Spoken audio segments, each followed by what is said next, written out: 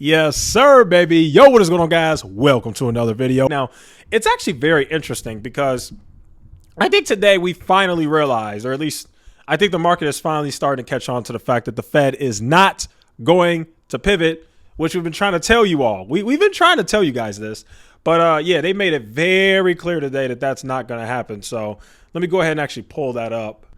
So obviously, the Federal Reserve has been making it extremely clear that they have no intentions on chilling out in terms of raising rates, and they are committed to fighting inflation. They are literally telling you guys, we know unemployment is going to get hurt by this, which it's already starting to crack.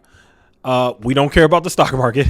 We're trying to bring down inflation. And so here's what happened. San Francisco Fed president, okay, Mary Daly came out today in her interview with Bloomberg and said more rate hikes are needed. And she completely dismissed the pivot talk. So all that stuff about, oh, the Fed's going to pivot and we're going to make a lot of money in it. No, they're not. No, they are not. I don't know how crystal clear the Fed has to make this to you all, but the Fed is not going to pivot. They're not saving y'all butts this time. So just want to make that clear. Mary Daly said, we are resolute at raising the interest rate into restrictive territory so we can bring inflation down and then holding it there until we see inflation truly get close to 2%. She was crystal clear in the interview. I don't give a crap what y'all think we finna do. None of that. We ain't doing it. We are going to keep raising rates, and they're not saying it, but what they're thinking is if we have to force a recession over it, if employment has to go up over it, if the stock market has to go down because of it, so be it. That's literally what you're saying. So stop it with the Fed pivot talk.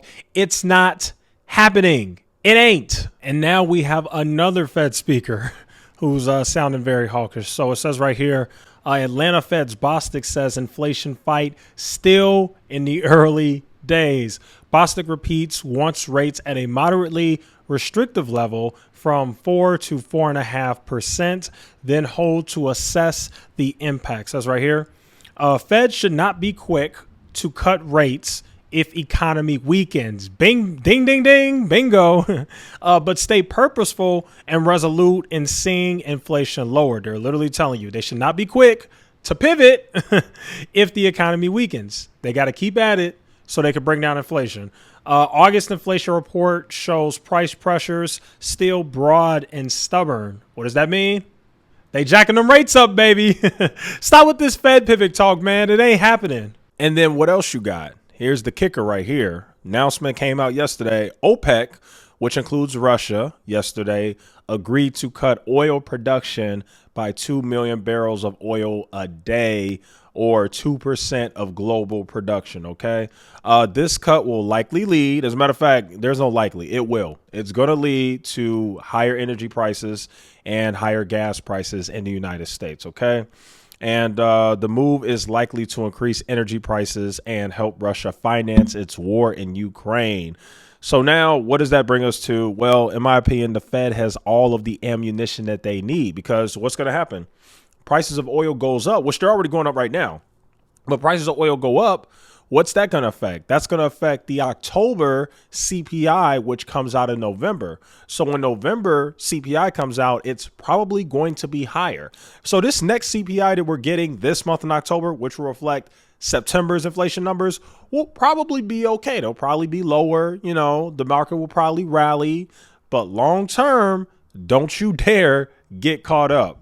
I just wouldn't do it. Okay. So what am I personally doing? Well, you guys know last week when the market was just an absolute pain, I started nibbling. I started buying, and I'm going to continue to follow that strategy because I think that we have more pain coming. So this little crazy rally we just had where we literally went from 3,500 all the way to 3,700 S&P, I'm staying away from that. I'm not even going to lie to you. I'm not interested. I'm interested in buying when the pain comes back, baby, when the pain comes back.